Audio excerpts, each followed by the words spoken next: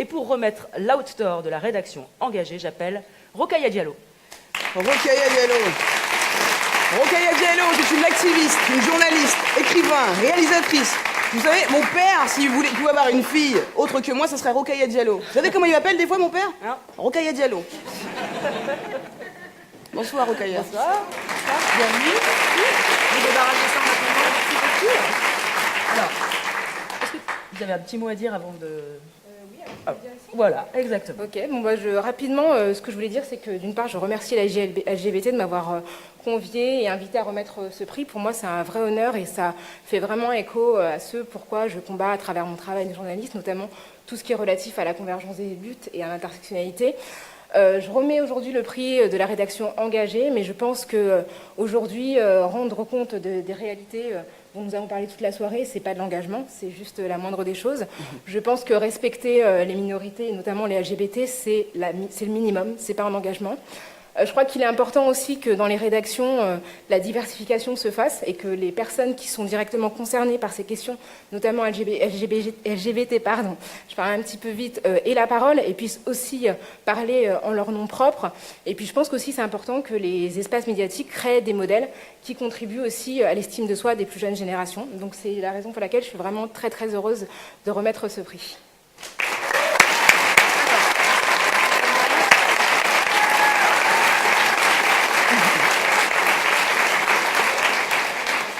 Dans cette catégorie, les nommés sont BuzzFeed France, l'Union Lardonnais, Le Grand Journal, Slide France et Sud-Ouest. Et la rédaction récompensée ce soir, c'est l'Union Lardonnais.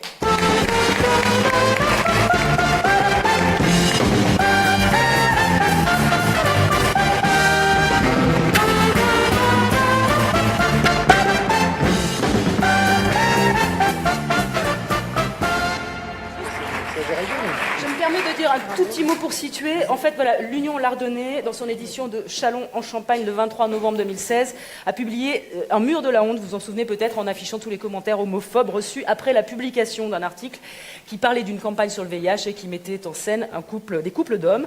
Les intéressés vont mieux vous en parler que moi. Didier Louis, rédacteur en chef, Géraldine Baird, dites-moi si je me trompe, chef d'édition à l'Union Lardonnais, et Anne-Sophie Coursier, son adjointe. Merci.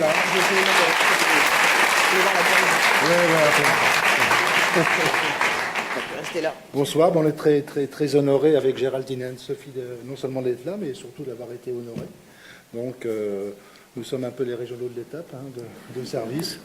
Désolé, donc nous représentons le journal L'Union. C'est un journal régional, 400 000 lecteurs, web papier, 130 journalistes, et effectivement, on a été embarqués dans une aventure qui démarre par un fait divers ordinaire à Châlons-en-Champagne. Des abribus saccagés, donc un journaliste s'en rend compte un matin, donc, qui abritait une campagne de communication sur le VIH, qui était assez controversée d'ailleurs, je ne sais pas si vous en souvenez, et donc non seulement saccagé, mais avec des dizaines de tags et d'insultes et de slogans très homophobes ou teintés d'homophobie.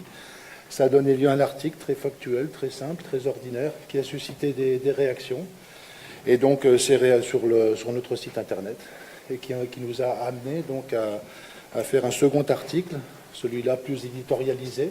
Excusez-moi, Parlez dans le micro. vous voulez une petite orangeade peut-être? Ouais, plus pardon. Vous n'avez pas soif? Un jus d'orange. Moi je commence à avoir soif. Un jus d'orange. Non, parlez bien dans le micro en fait. Il y a un second article donc plus éditorialisé, donc qui a suscité, lui, on a pointé effectivement l'imbécilité de ces actes, et qui a suscité une kyrielle de réactions encore plus dures, encore plus violentes, encore plus agressives. Et on s'est dit donc, autour de Géraldine, on a pris la responsabilité de mettre des visages et des noms sur ces propos. Et donc on a pu... Merci pour le jus d'orange. Elle est avec vous, la demoiselle? Les deux. Très bien.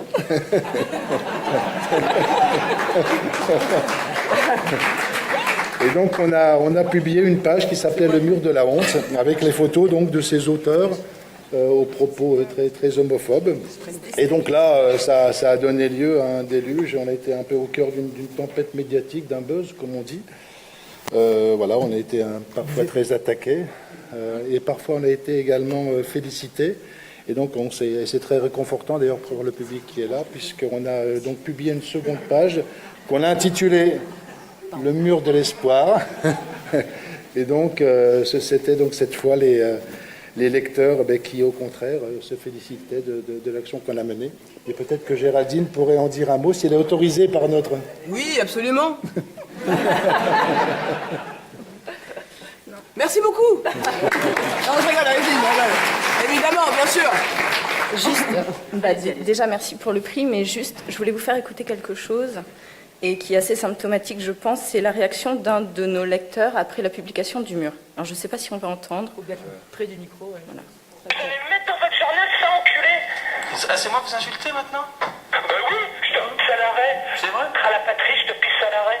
Eh ben, dis donc, un beau programme. J'en sentais, ils dégueulent sur votre journal, sur votre mur de la honte. Tellement que c'est dégueulasse, c'est les nazis qui faisaient ça. Vous êtes une honte. Mais j'espère que les gens vont déposer plainte contre vous. Oh, j'espère. Allez-y, vous pouvez le faire, hein. Oh, ce journal de merde. D'accord. Un journaliste est un plutôt un chômeur. Voilà. Il y a du Bon. vocabulaire. On a eu beaucoup de menaces, mais on n'a pas eu de plainte jusqu'à ce jour. Bravo.